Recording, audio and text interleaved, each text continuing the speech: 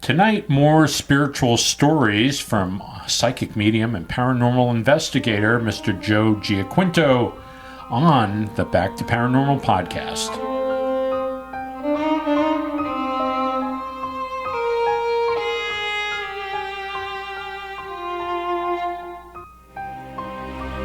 Well, welcome back to the show, to the Back to Paranormal podcast. My name is Brian Mitchell. And my co-host here is the lovely Marjorie. Hello. You are very lovely. Thank you. You're so pretty, and you're here in this wonderful outfit that I really like. So we are, this is episode 32. I can't believe it. 32 episodes. And part 2 of Joe Giaquinto. Part 2. And if you listen to part 1, we've gotten some really good comments about part 1. Oh, I honestly could talk to this gentleman for an entire rainy afternoon. And we almost did. So, anyway, Joe is back for part 2, and I think you'll find part 2 as fascinating as part 1. So we're going to get to that in a second, but we're going to do our boop. What are you drinking tonight, Mark? I have a lovely Cabernet Sauvignon. Okay, and I'm having a Pinot Grigio. Yes. Yes. So here we go. Here's to you, handsome. Here's to you, beautiful. Boop. There we go. Boop. Ooh, there you go. If you hold it down, we're going to try this again because hold it down. Yeah, the sound effect wasn't right. So here we go. One more time. Boop. 1, 2, 3. Ah. Now you're talking. A nice ring. English glass. There you go. Here we go. That ring was very like Christmas bells, like a little bit. Yeah, we should do that more often. Coming close to Christmas here. So mine was very good. How about yours? Delish. Scrumptious. Scrumptious. Scrumptious. Yes. So last episode we talked with Joe. We were talking about a lot of different things, right? And he's investigated a lot of different areas on Long Island with Carrie Ann Brosky. Flanagan Brosky, yes. And so he's basically a research associate and been involved in a couple of her books as a research associate and a psychic investigator. And they're very good friends. And they've both been wonderful on the show. Joe has been wonderful. So I say, what do you say? We get right to it? I say let's get right to it. I'm eager to hear anything that he has to say. Really. Yes. I think you'll enjoy it. We enjoyed it very, very much. And he happened to mention something in this particular episode that really resonated with me as a kid. And well, you'll learn a little bit about that as we listen to the interview. So here we go. Part 2. Joe Giaquinto on Back to Paranormal podcast. Okay, enjoy.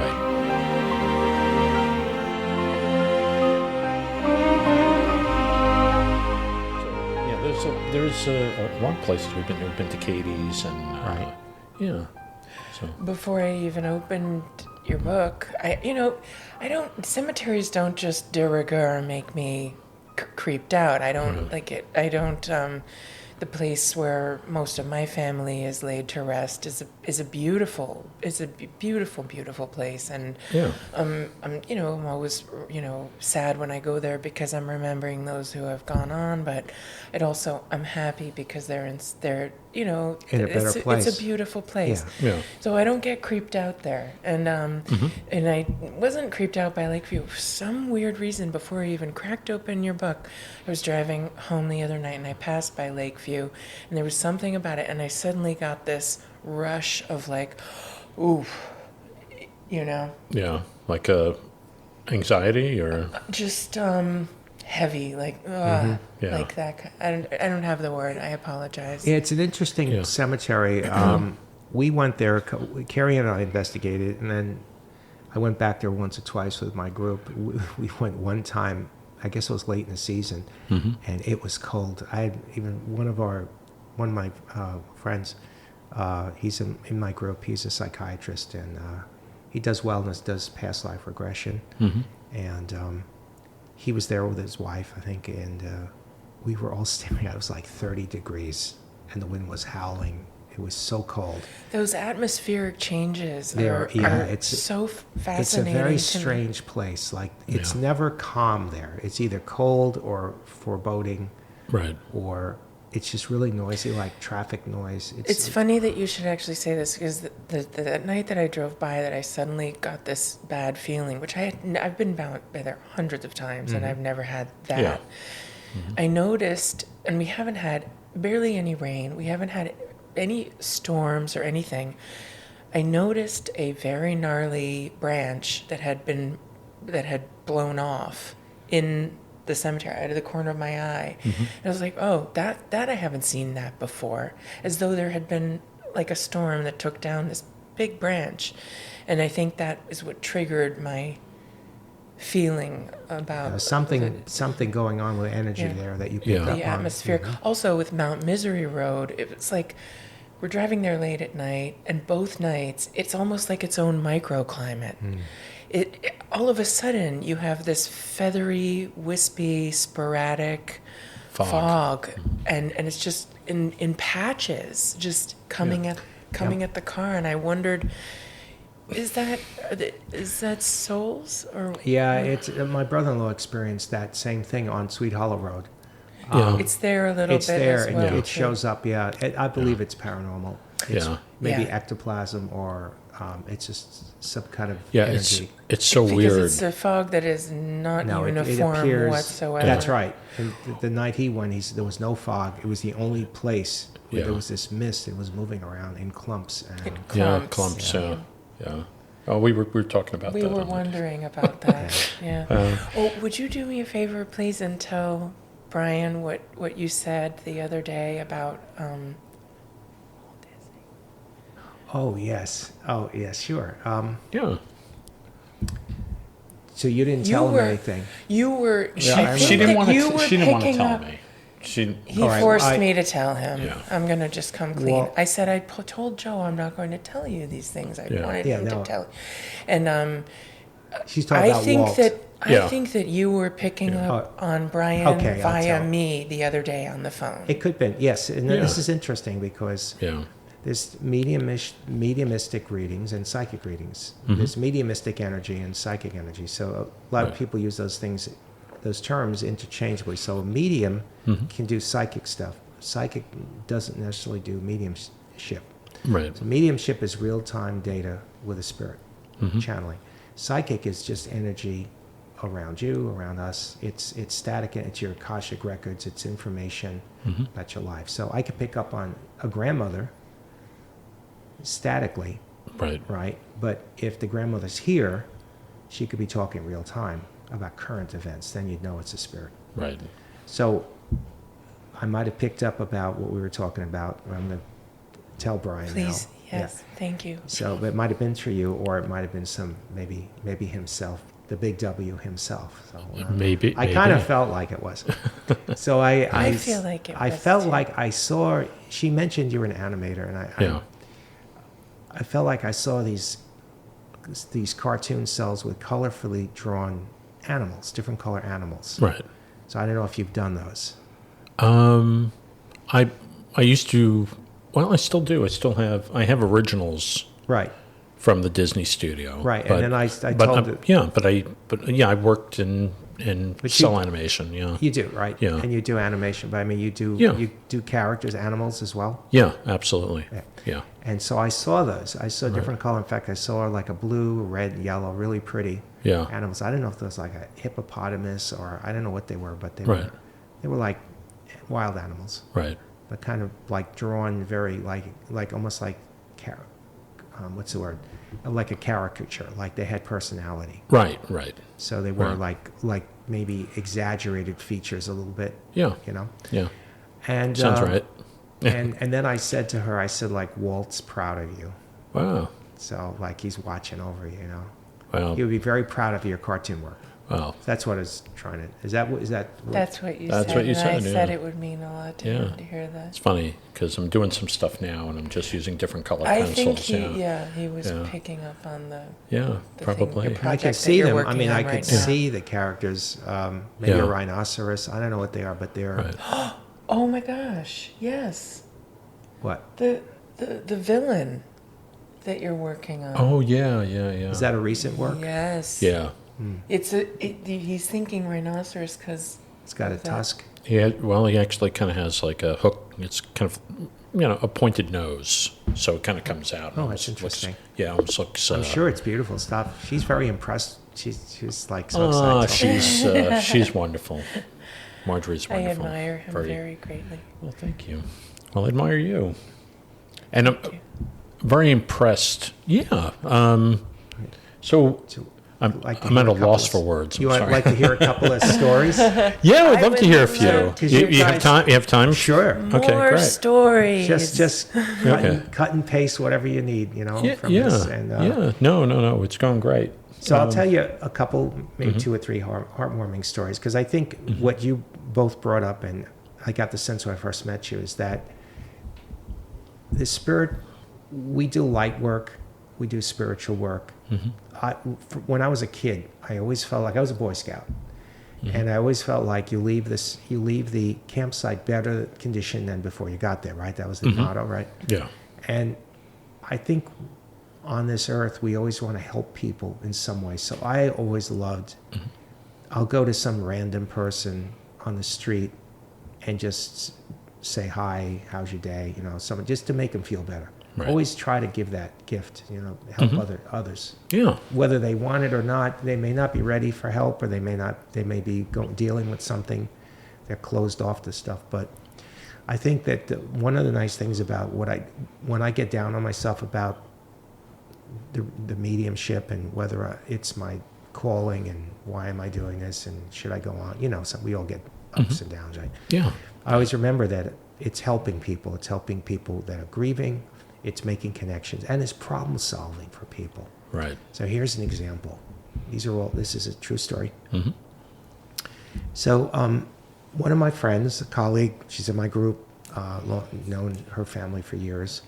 Her name's Jeannie, and they lived in Nassau County, Long Island, in Okay. Hicksville, Oh, over there. okay. Center of the island there. Yeah. Yeah. And she lost her mom.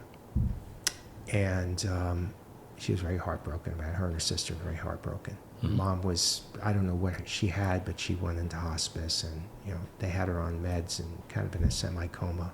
Right. Try to keep her comfortable until she passed, paleo care. Mm-hmm. So Jeannie, we were going to investigate a haunted nursing home, actually, a one that was active with residents Wow. in Huntington. And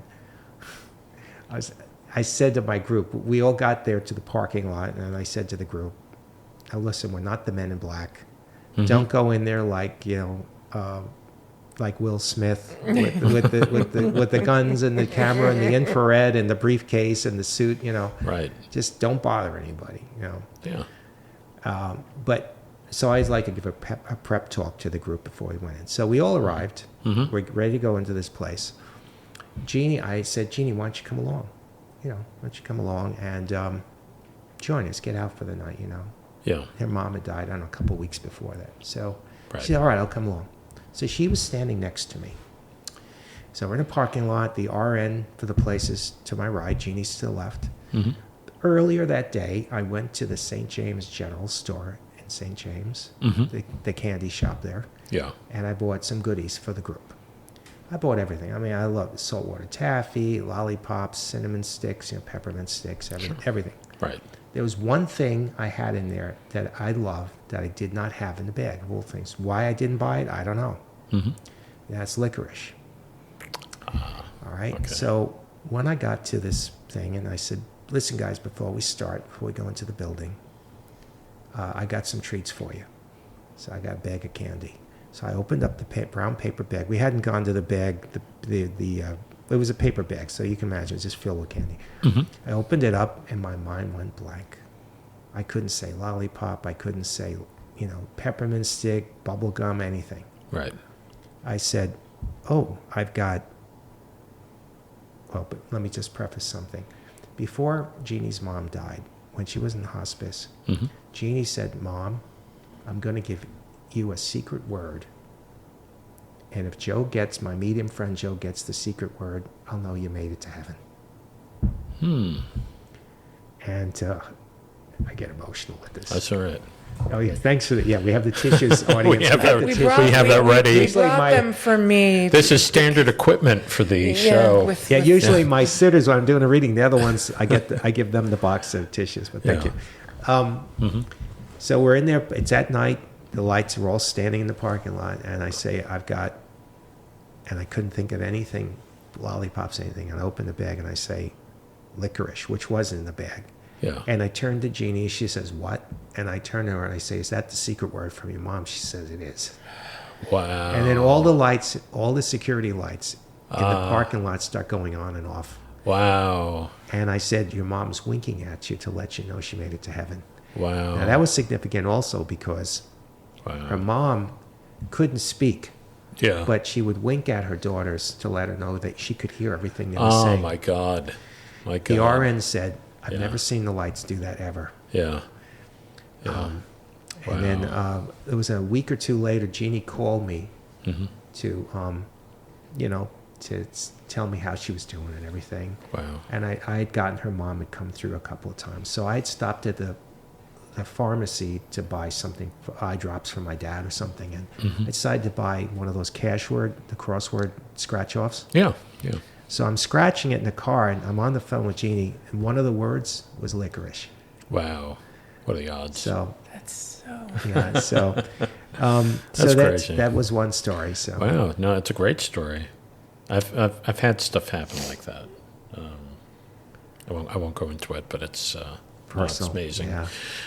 No, I kind of He wants to make sure I don't completely lose it. Yeah, on we the only show. have one box of tissues. melt Marjorie. into I'll have to run out and get a few more. Actually, it's a great story, but it's just incredible how that kind of unfolded for you. Yeah. And you talked earlier. We talked about the Yeah. the coincidence. Like, can you go back and see where there was a pattern of events? yeah,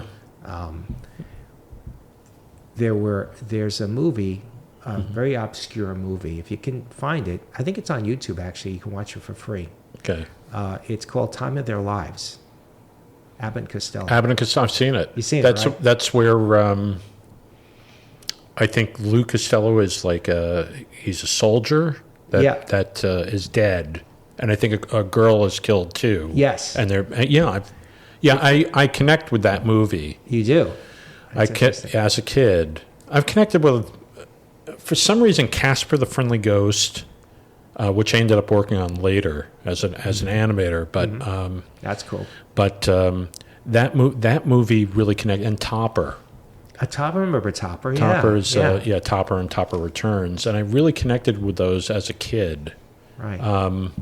And I don't know. I just felt like it was speaking to me somehow. Yeah. Well, that movie is very significant going back to Jeannie, my connection with Jeannie, because she worked at Raynham Hall. Yeah. She was she was a tour director. Right. So that's how I met her when I went there to do the ghost investigation. And then, we started doing things together, working on EVPs and stuff. Right. But Jeannie, I found that movie on Amazon. I don't know where I found it, but I found it and I bought the CD on Amazon. She did that at the same time. Wow. wow. And we hadn't seen this movie 25, 30 years. Yeah. It's an interesting movie because it's the only movie where Costello plays a straight man and Bud Abbott is the one that gets the shaft. That's right. He's the buffoon in the movie. That's right. It also has some history to it Mm-hmm. that it kind of follows maybe the Country House restaurant where Annette the Spirit, she was murdered by the townspeople thinking that she was a British loyalist when she was actually a patriot. And she haunts the place. Yeah. So, but it was interesting because that movie connected Jeannie and I when we compared notes and found we both had bought the movie and watched it. And it's all is basically talking about the culprit ring and everything. It's parallels to it. Right. But I had a personal experience with that movie. I had wanted to develop a logo, and for my group, and so I took, the Star Trek. You have the V, right, Yeah. on the badge. So I took that and I had like an upside down. It was up. It was like V, but it was regular. It turned up, and then I added a laurel with wreath around it, and it was like I had a name for this, like I called it was for my group, kind of running along to the other side, like connecting and stuff. So I made this logo up. When I got the movie from Amazon and I watched it, when you see the British soldier, the Patriot soldier that they're going to shoot Melanie Adams and Costello, right, thinking they're British. Yeah. You see him with a 3-corner hat, and my logo is on the hat. Oh wow. The exact logo. Wow. The exact logo. Wow.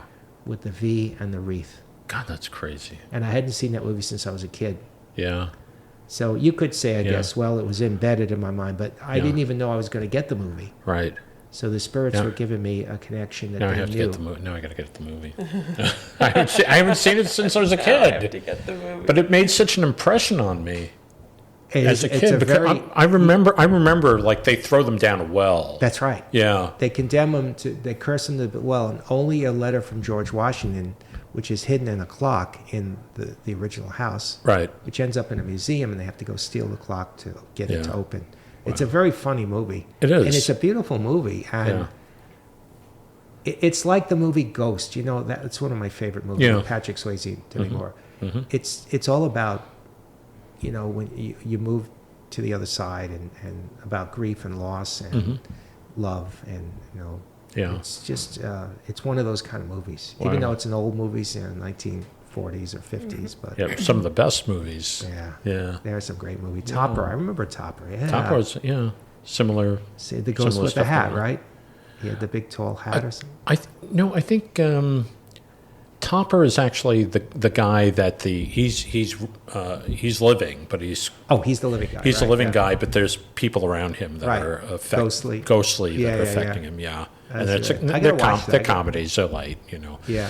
I think they even did a TV show, Topper, maybe for a season. I think or that's two. what I saw. Yeah, Yeah. but there were movies. They Topper had a and lot of Topper movies. I mean, they had Returns, The Ghost of Mrs. Muir. Oh yeah, That one. I used to watch that. I used to watch My that. favorite show, Yeah. I mean, who got me interested in actually flying, I was, getting my pilot's license when I was 17 years old. But Yeah. there were certain movies that I think it's, again, connected to the spiritual. Right. Because they were all flying movies. They were all about the heavens and going into space and everything, Star Right. Trek. But one of my favorite shows was The Flying Nun. Oh yeah. Yeah, Yeah, I watched that.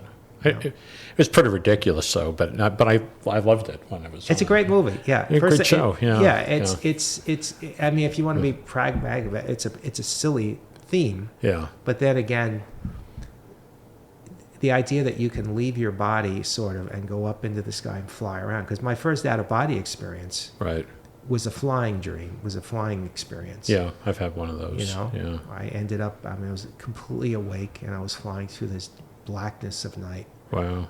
And I have a recurring dream where I mean, I have it's like 6 different recurring episodes that several of them are out of body.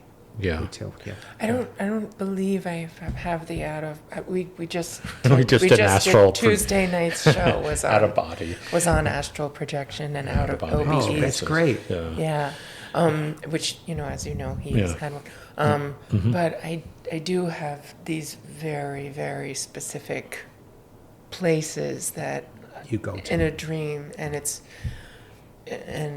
Somewhere you've never been before, I've but never it's ever so familiar been to you. to these places. So And can you it's- describe them? I mean, actually, like Yes, they're okay. So one of them, which is really my favorite one, I think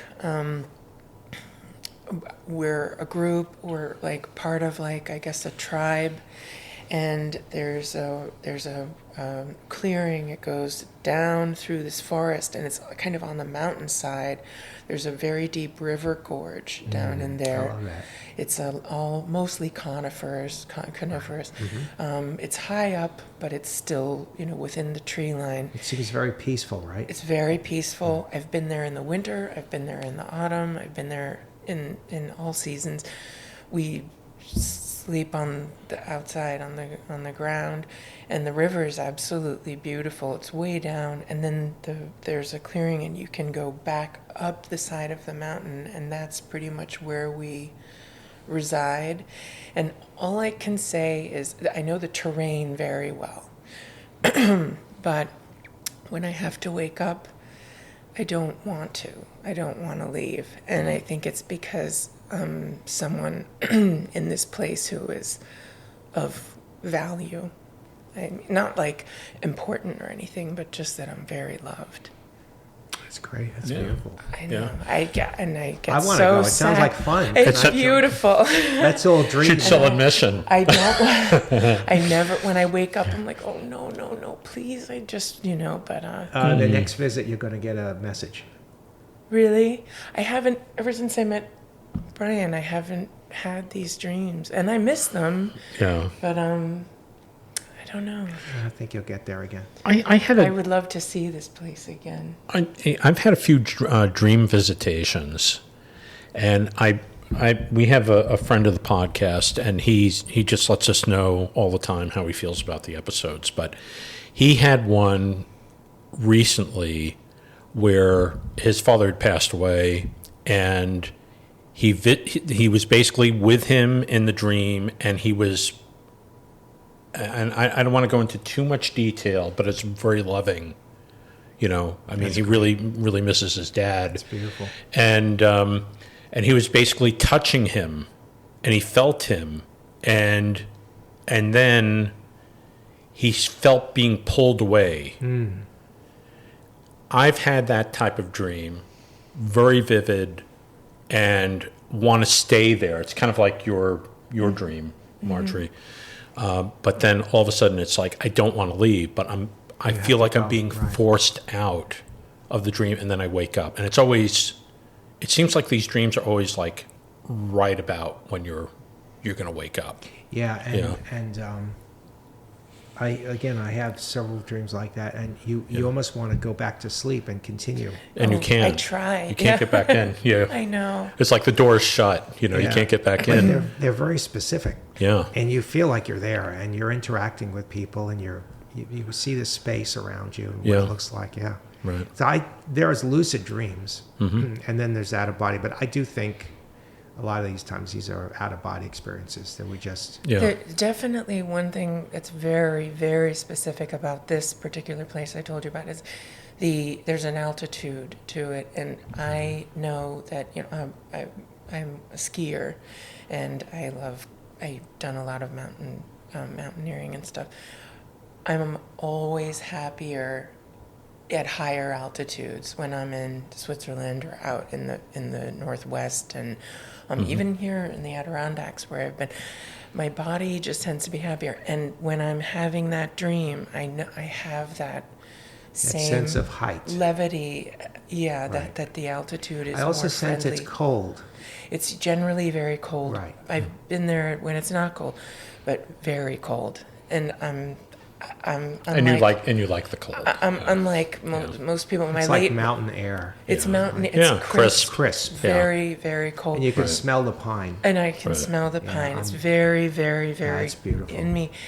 And my late father and I share this. I mean, when it's cold, we are smiling. The only people smiling ear to ear. Just smiling ear to ear.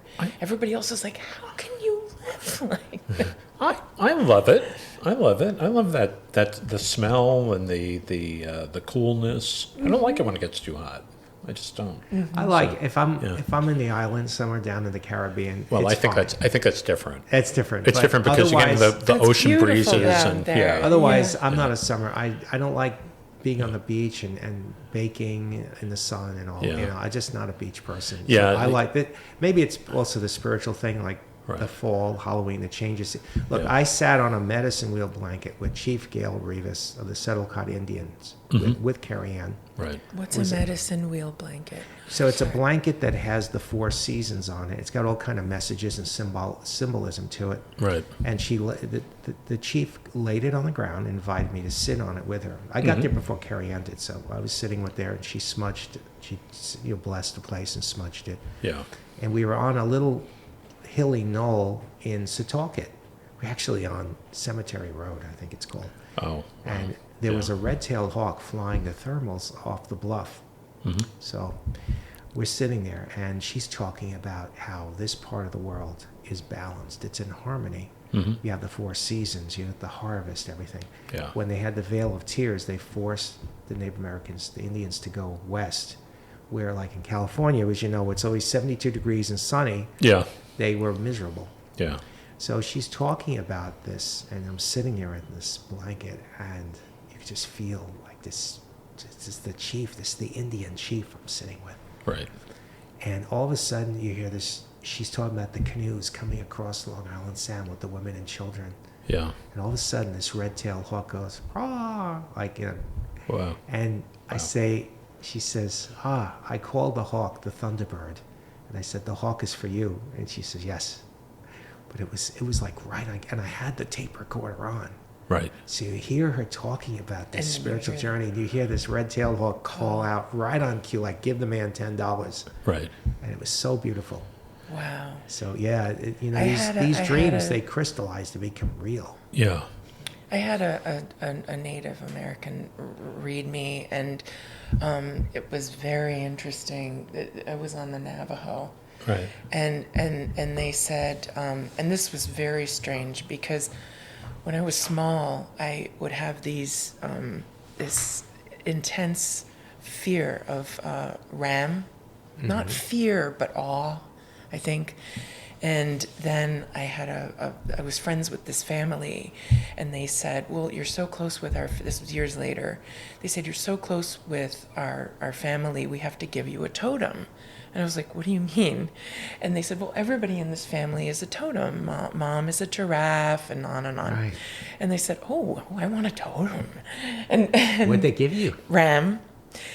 And then I said, that's so strange that you should say that, because I used to want to talk about mountain ram with my father, because he was a hunter. And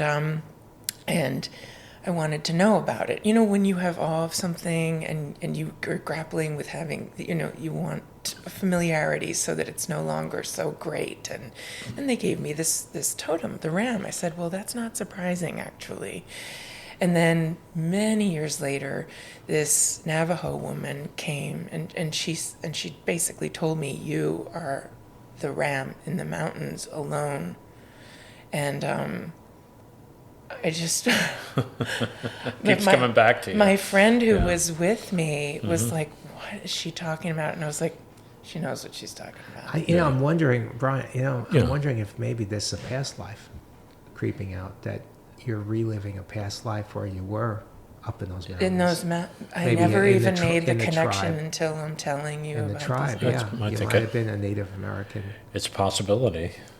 It is a possibility. Remember, That's kind of our That's motto. our slogan. Oh, is it? Yeah. Yeah. We bring our multiple lives with us, and we learn. We go like Brian Weiss, right, with the book Many Yes. Lives, Many Masters, with Catherine, his patient, who had 80 plus lives, and she was able to validate, in fact, one life where she and him were friends or something, and Yeah. she told him about a heart problem that not even his wife knew about. that Right. only he had kept to himself. Yeah. And so, I think we make a lot of runs. Yeah. I do too. There was a kid came up to us yesterday at the farm museum, Mm-hmm. and as soon as I saw this kid, I said to his mom, I said, he's an old soul. Yeah. I said, he's been here, man. She says he is. She validated that Wow. this kid was very intuitive, and Yeah. like you look at him, he kind of reminded me of like a young Mozart, Wow. He just, I mean, you just pick up stuff on people. Yeah. Their energy, they carry their calling card with them. I have a nephew who, when he was very small, he had a hard time articulating it, but he finally got to it, and he was struggling with it, and I could see, since he was a small baby, that there was, and finally I just said, sometimes when you look at me, you get very frustrated, and he shakes his head like this, and he's shaking something off, and I said, squinting while he's doing it. yeah, and trying to understand something, and I said, is it because you knew me? And he said, I've always known that I knew you. And then he finally he took a couple cracks at articulating. He was so young. Yeah. And he said, basically, in a nutshell, even when I was just a little baby, I knew that I had known you from before I was a baby. Yeah, it's freaky. That's wild. If I have one more story I wanted to share. Is that all right? Yeah, absolutely. This is another connection story, because I think the topic, what you're saying is so important about this connection and how we get from one place to another. Sure. So I'll make it a quick story. No, take your time. Take your time. Well, there's this fellow, his name is Jeff. We worked together. I was a member of a church, local church, a spiritual church, non-denominational. Right. And we used to do spiritual events at this Grange out east. And eventually, Diane, who was the pastor, she decided she wanted to go west to be with her family. She was getting older and all. And the church was kind of falling apart. The attendance was down. Right. So it was time to move on. Mm-hmm. So, but there was this fella that was in our group. His name was Jeff, and he he believed in the power of healing and spiritual work and everything. And he had a wand that he used to wave to bless people, and his big thing was nature, organic farming, all natural, no pesticides, everything, herbs, everything, the whole thing, right? Right. So Jeff he would teach classes, and he called these classes, his students, when they graduated, they were the green gorillas. I know it's like they were environmentally friendly, and they were going to go out and do their thing and farm and whatever. Right. So that was his thing. So fast forward, I see Jeff at a Whole Foods store. Hey Jeff, how you doing? Great, everything good. How are you? Good. How's Diane doing? Good. The church, everything. 2 weeks later, I get an email from Diane. We regret the passing of Jeff. Died of a massive heart attack, just dropped dead right on the street there. Wow. Everybody was flabbergasted about it, Yeah. And so when we got together at our board meeting next time, someone said, Joe, I don't know if it was Diane or someone in the group said, Jeff's probably going to find a way to get through to you, to get a message to us. So now go a year and a half later. I'm getting a haircut in Hampton Bays at the salon. My hairstylist says, oh, Joe, I have this lady. Now, this is in Hampton Bays. Jeff worked in Riverhead. The towns are significant because of all the different locations that are disconnected. Yeah. I'm getting my haircut, and the stylist says, I know this lady in Southampton that wants to do an event at her restaurant, like a psychic event, reading thing. Right.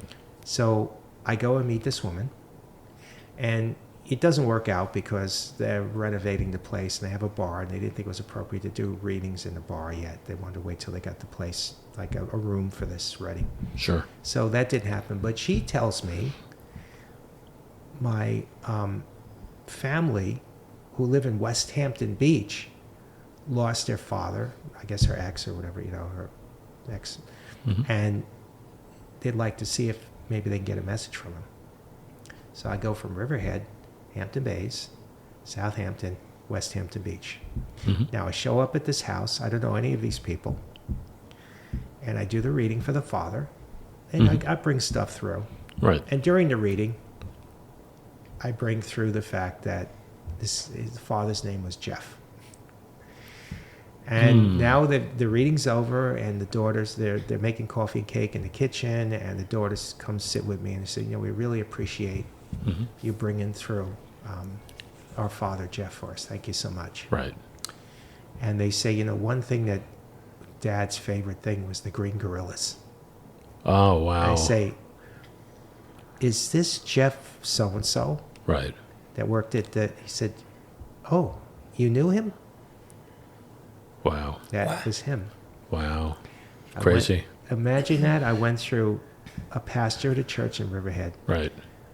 a lady at the salon, another client at a bar, Right. and then the family in West Hampton, which, again, 4 disconnected people. That's amazing. And he found a way to get me to do a readings for his family. In his home. Joe, it's just a coincidence. Exactly. No, it's all a coincidence. I'm reading too much into this. That's right. So I thought you'd find that. I thought you'd find that connection story. No, it's great. That It's is great. something. There's stuff like that. Stuff like that happens all the time to That me. is It does. Yeah. really No, it's just really something. crazy. I think it happens to a lot of other people too. I think a lot of people just refuse to believe it. Yeah, they refuse. Yeah. They chalk it up to coincidence. Yeah. I think that Maybe people they're just too busy to notice don't it. like Yeah. mess, and they want things to be tidied up, Right. and my work here is done. Right. Yeah. And I said this in our other show. It was like, people are just uncomfortable with question marks hanging. Yeah. And Yeah, I even- understand that because Yeah. we want to learn. Yeah. But there are people But when that you have the answer without exploring it, and then the book is closed. right. I'm sorry. No. I'm sorry. No, it's just people who just don't want to believe this. There'll be all these different things that happen. They all tie together or whatever, and it's like they don't want to believe it. They just don't want to believe it. I know. Yeah. We have clients that, Yeah. with all the phenomena they've had, they still say, "But I'm not a believer." Which I don't. In fact, we had a neighbor when we lived in Hampton Bays. We had a neighbor who said, "I don't believe in ghosts. I don't believe in spirits. I think Right. when we die, that's it. We're done." Right. And I said, like, "Well, "Who's no." She telling said, me "I don't. about all I don't this believe in. I licorice don't." I she's- didn't buy? Yeah, she said, "I didn't believe in heaven and all that." Yeah. But she said, "I do believe there are people that after they die, they haunt you." I'm like, Yeah. okay, so They're making some weird separation. yeah. Yeah. Everyone believes that they Selective. want, and it's all Yeah. semantics, and that's why Yeah. I think my mission is, if I had to sum it up, to help people Right. with their journey, to bring comfort to grieving, and get some questions answered, Right. but also to dispel this. I'm not a scientific guy. I had a lady in my group who had been trying for 10 years to get an EVP, a recording that she could consider real. Yeah. And I said,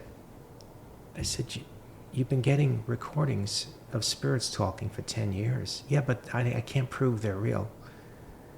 Well, it brings me back to when I was in school and I was in Latin class, which I still can't speak Latin. Right.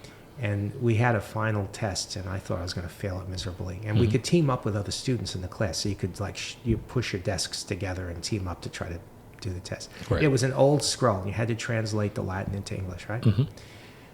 Well, then it was time for the grades. So Sister Eugene was her favorite expression is, "You look at me like I have 10 heads." She's like real Catholic school, hit Right. you with the ruler maybe in the old days before they Yeah. could do that. Yeah. They could still get away with that. Yeah. Torch you. Torch, yeah. Yeah. I So- went to Catholic school. You went to Catholic, Yeah. you know what I yeah. mean? I know what you're talking about. So she came out, she said, "Okay, I'm going to give the tests.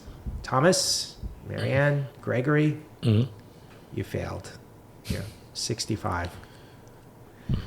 Mr. Giaquinto, yes." And I'm thinking I had like a 20. Maybe I got 2 points for spelling my name right. You got a 96. I'm like, what? Yeah. How? Yeah. I thought maybe she would just show me favoritism. She said, very simple. Everybody was stuck translating the first paragraph and complaining about syntax and tense and verbs and objects and pronouns. You just read the whole thing and got the message Yeah. from the scroll, and that's the important thing. Right. It doesn't have to be perfect. Right. You just have to get the message. It's Right. very That the spirits are analogous trying to to your give. Wow. work. It's pretty neat. Yeah. If you use that approach, you'll get a lot more stuff. And some of it will be Don't sketchy. miss the forest for Yeah. the trees. Exactly. Yeah, exactly. So, yeah. Joe, thank you so much for coming on here. It was very, very enjoyable. And I'm speaking for Marjorie, but where can people find you if they want to seek you out? I'll go to your local cemetery and I'll be there. No. We got people listening from all over the world. Sure. So, it's so funny. I just have to say, you have such a warm smile. And when you smile, you look like Jimmy Fallon. They say that. They tell Do me. you get that She a actually lot? met Jimmy Fallon on the street in Manhattan. So you could verify He's that. a very nice man. He He's is. a very nice Yeah. man. I get that. In fact, I've had people across the street yell at me like, "Hey, you! Hey, Jimmy!" They could go to my website, joegmediumpi.com. So originally it was Joe G. P.I. Paranormal Investigator. Right. I leave the P on there because it kind of keeps. They think I'm a private investigator, so Right. I don't I get the like crazies. it. But No, then it works. Yeah. Carrie and I were at the Execution Rocks Lighthouse over in Kings Point, or over there. Yeah. Somewhere in Queens. Kings Point is like borderline Nassau, Queens. Queens. Yeah. So we're out at the lighthouse, and the Homeland Security, the Coast Guard took us out there in a Homeland Security boat. So we're up in the lens. We're walking around the top, around the top of the turret there. Right.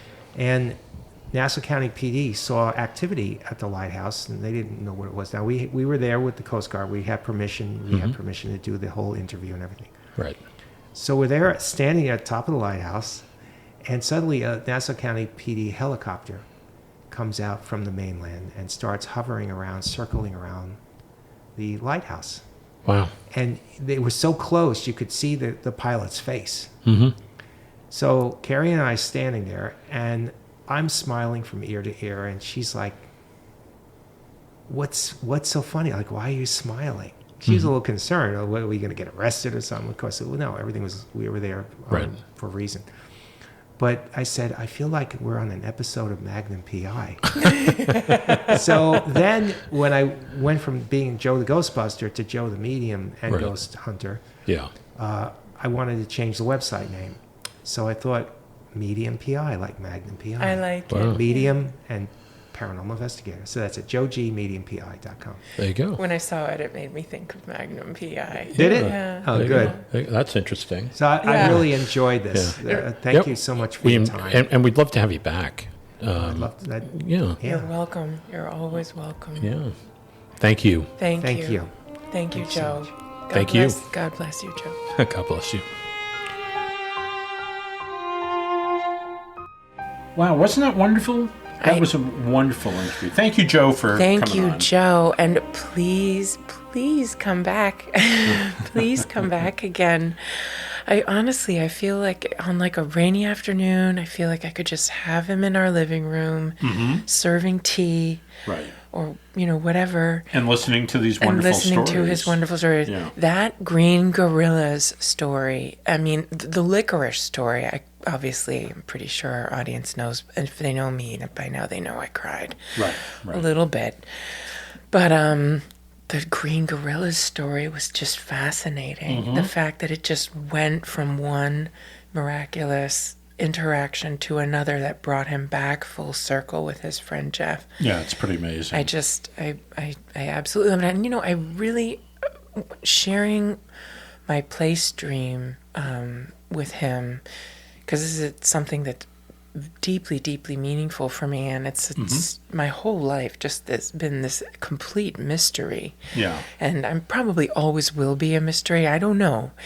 But being the willingness he was to listen and feeling comfortable enough to share that with him was, a closeness that I really appreciated. We share a lot of stuff on the show, but we hold a lot of stuff back too, because sometimes it's just personal stuff to us.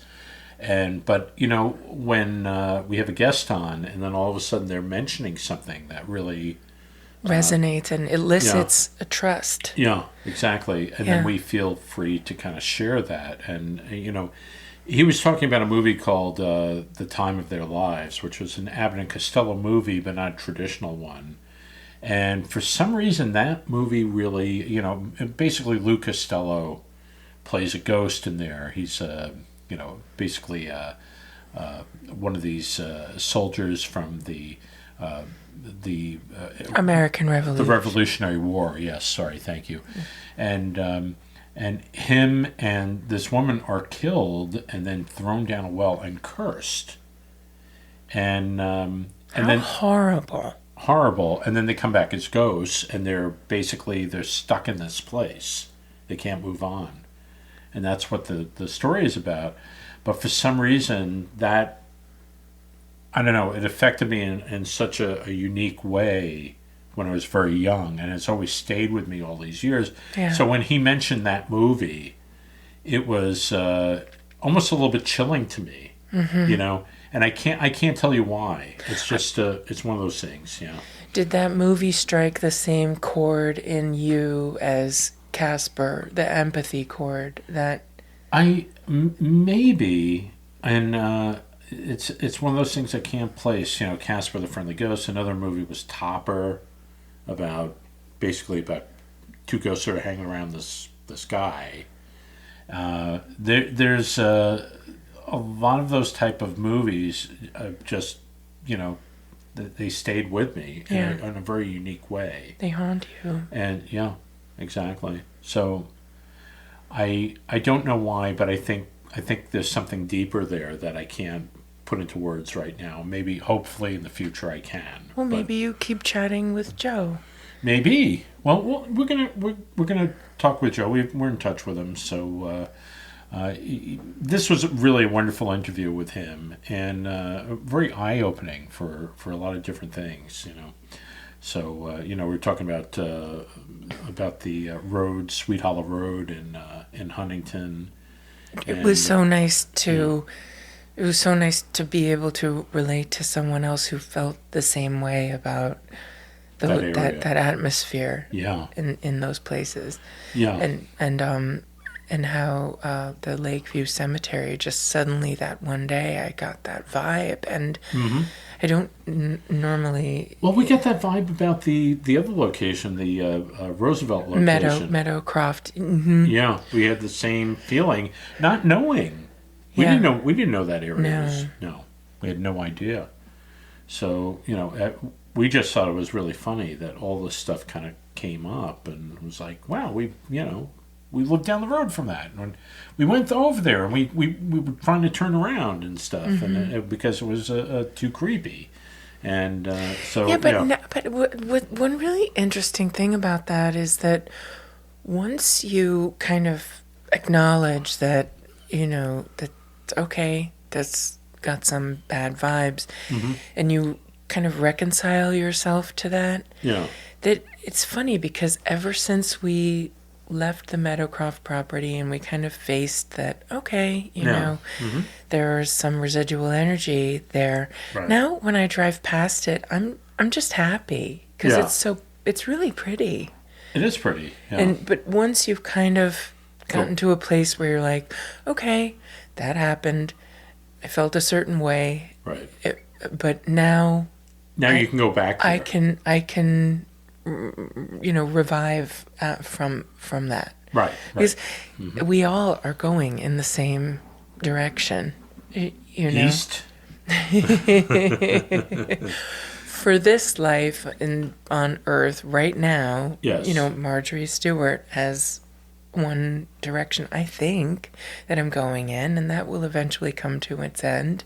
Yeah. And I don't want anybody to have creepy feelings about me when I'm gone. No. I only want to bring happiness. She's the sweetest girl. And joy and she's the sweetest girl. Kindness. And I'm so happy to be with you. I'm so blessed to be with you, darling. I'm the blessed one. No, I'm the blessed one. No, it's me. No, okay. I have to say, I'm very happy to be recording with you with my headset on. We recorded a show the other day, and for some reason, I wasn't able to use my headset, and I felt so out of sorts. You were naked. I felt naked. You're totally naked. Bare. Running around naked. Yes. Beep. Beep. Yeah, there you go.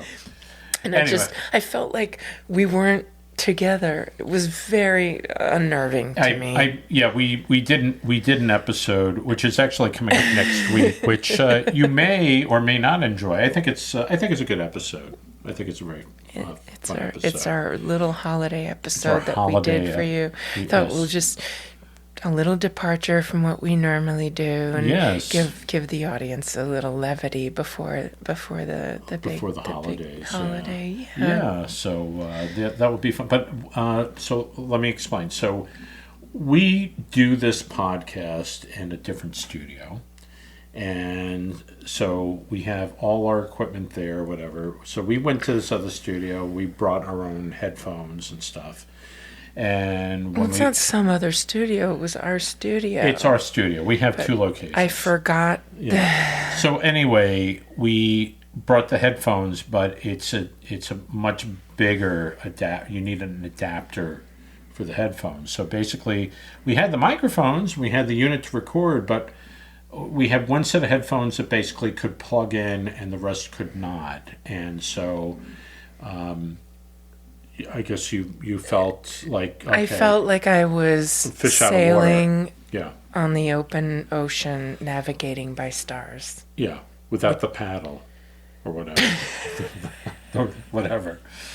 So that something like that was the issue. I felt left out. I like to be able to hear you in my ear. And I was doing all the audio stuff on it, and basically I had to listen. I had to hear how everybody was sounding to do adjustments on the board, and so so that was the guests that we had on, they were unaffected because they basically had not done any podcasts. Right, I was the one at the disadvantage. Yeah, you were at the disadvantage, so I can imagine. I just had to trust you.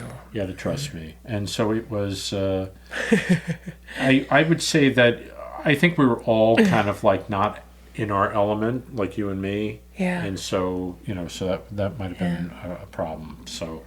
But we're past that. We are past it. No, I'm sorry I brought it up. I didn't mean to go on and on. No, we have a very happy occasion coming up, actually. Oh, we do we? We do. Oh, and what is that? Your birthday, my darling. Oh, darn. I thought I could get past it this year, not actually get a year older, In 2 days. Well, no, not really. On Thursday. Thursday of this, Of this week. Yes. It is your birthday, and I am so excited. Oh, thank you. I'm going to make you a dessert. Oh, are you now? Yes. Oh, I wonder what that could be. He's not letting me cook dinner this time. No, not this time. I'm sorry. That's okay. It's okay. But you will have a sweet at the end. Oh, that's and great. We will celebrate. Well, that's you, right? I love you, honey. I love you, baby girl. I want to wish you, in advance, a happy birthday. Oh, thank you. Thank you. Well, that's wonderful coming from you because you mean the world to me. So. I'm excited. Oh, good. Me too now. Okay, good. Well, listen, we hope you enjoyed listening to Joe Giaquinto. And, he did state his website, and we will put it up on our website. And I just can't wait to meet with him again and have another visit. And hopefully I'll be able to get him to do a reading for me. Yeah. Yeah, absolutely. I would love it. Yeah. No, he's the real deal. So. Amen. Yes. Anyway, next week, a special holiday episode. We just mentioned it, but please come back for that. It should be fun. And we had a lot of fun doing it. So, anyway. So we should wrap this up. What do you think? In the meantime, thank you for listening. Thank you so much. And we'll see you next week on another episode of Back to Paranormal. Good night, everybody. God bless. God bless you.